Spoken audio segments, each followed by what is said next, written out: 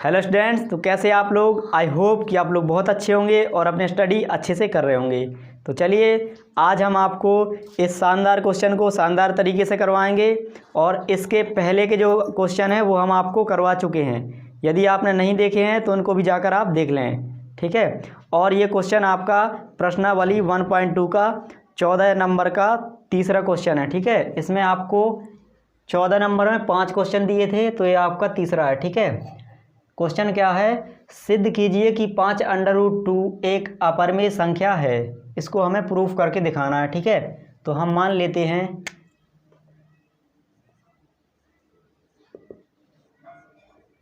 माना 5√2 एक परिमेय संख्या है। परिमेय संख्या है। जब भी आपको क्वेश्चन में कहे कि आप सिद्ध करके दिखाइए कि एक अपरिमेय संख्या है, तो आपको परिमेय संख्या मान के सिद्ध करना होगा, ठीक है। अपरिमेय का जस्ट अपोजिट करेंगे। तो मान लिया हमने, तो 5√2 बराबर a/b हो जाएगा, ठीक है। क्योंकि आप इस बात को भली भांति जानते हैं, परिमेय संख्या आपकी बटे में होती है, जैसे कि p/q या 1/2 या फिर a/b। तो हमने मान लिया a/b आपकी परिमेय संख्या है, ठीक है। जहाँ a व b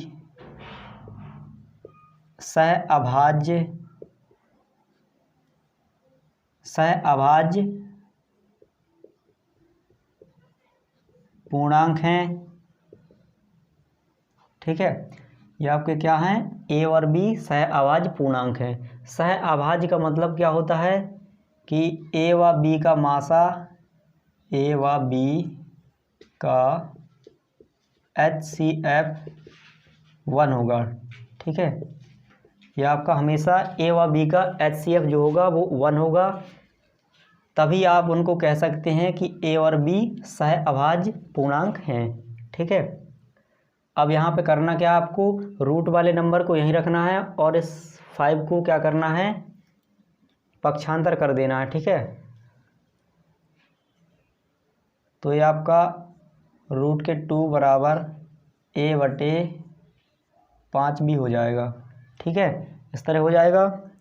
तो इसमें आपको यहाँ देखना ध्यान से, यहाँ पे कौन कौन से नंबर हैं, a, b और 5। a, b भी आपके क्या हैं, कोई ना कोई पूर्णांक होंगे, कोई ना कोई नंबर होंगे। तो आप इस बात को भली भांति जानते हैं कि नंबरों से ही हमारी क्या बनी होती है, एक परिमेय संख्या। तो हम यहाँ लिखेंगे, चूँकि a, b व 5 पूर्णांक हैं, क्या हैं, पूर्णांक हैं, इसलिए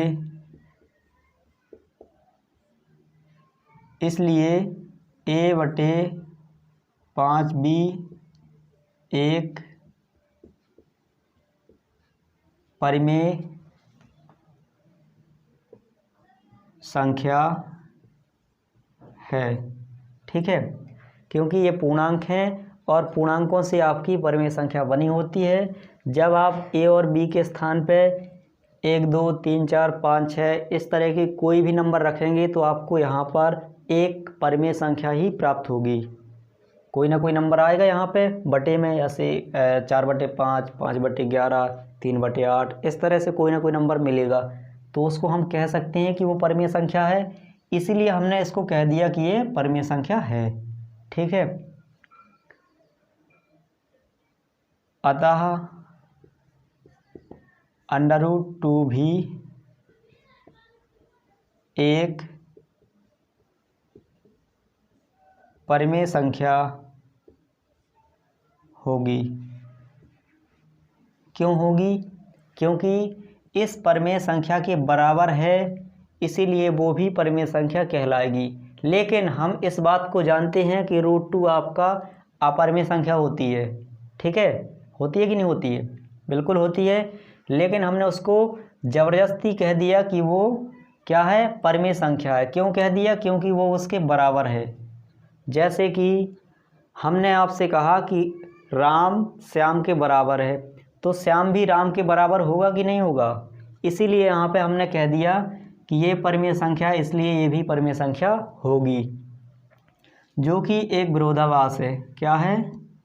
जो कि एक विरोधाभास है।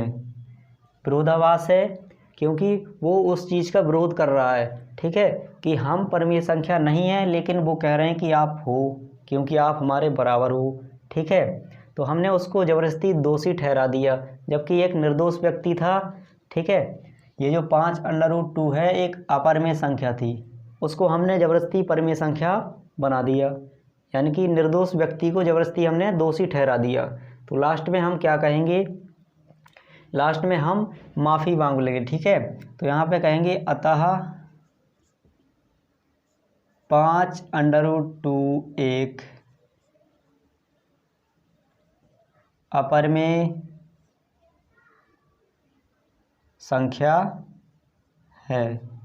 लास्ट में उसको हमने अपरिमेय संख्या घोषित कर दिया, यानी कि वो निर्दोष का निर्दोष ही था, हम तो उसको ज़बरदस्ती दोषी ठहराने में लगे हुए थे, ठीक है।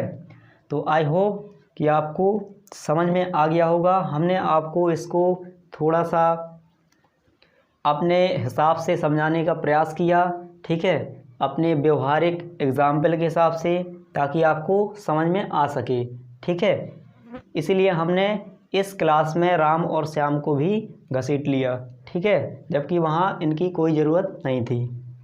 तो आई होप कि आपको ये प्रश्न आसानी से समझ में आ गया होगा, और इसी प्रकार के और भी हम क्वेश्चन आपको करवा चुके हैं। यदि आपको समझ में नहीं आए हों तो आप उनको भी देख लें, ठीक है। और यदि आपको और भी किसी प्रकार की प्रॉब्लम्स हो इन सवालों में, तो आप कमेंट बॉक्स में कमेंट करके पूछ सकते हैं, और हम अगले वीडियो में इससे बेहतर तरीके से, बेस्ट तरीके से समझाने का प्रयास करेंगे। तो आई होप कि आपको समझ में आ गया होगा। यदि आपको समझ में आ गया है तो चैनल को सब्सक्राइब कर लेना और लाइक कर देना। धन्यवाद।